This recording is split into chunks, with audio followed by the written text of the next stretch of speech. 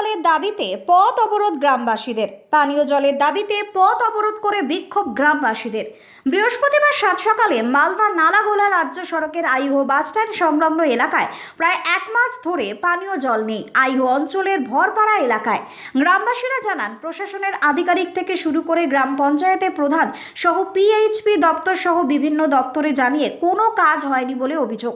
অবরোধকারীরা জানিয়েছেন, প্রায় এক মাস ধরে এলাকায় ট্যাপের পানীয় জল নেই। বিভিন্ন জায়গা থেকে জল নিয়ে আসতে গেলে একবার জল দেওয়ার পরে বাড়ির জলের কলে তালা মেরে দেওয়া হয়। এলাকাবাসীর অভিযোগ, কোনো পানীয় জলের ব্যবস্থা না হওয়ায় বৃহস্পতিবার সকালে মালদা নালাগোলা রাজ্য সড়ক অবরোধ করে বিক্ষোভ দেখাতে থাকেন।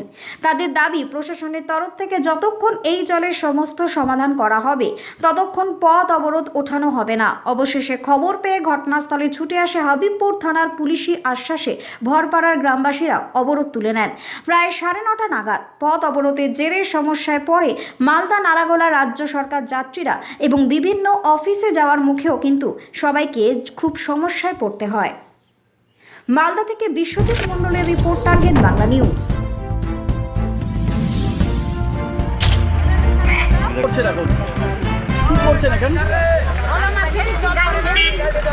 জলের জন্য জল আসছে না এক মাস থেকে। কোন পাড়া?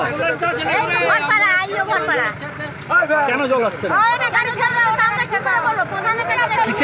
কিসের জল আসছে না? মানে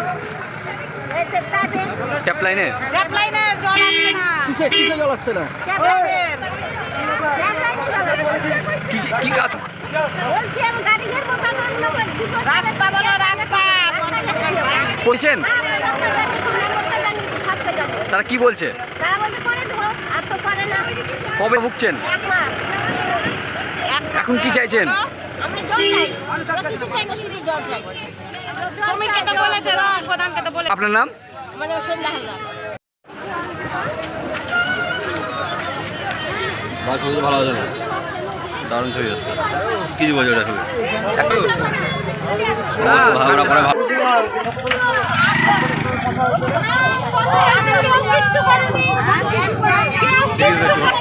কেউ কিছু করছে না।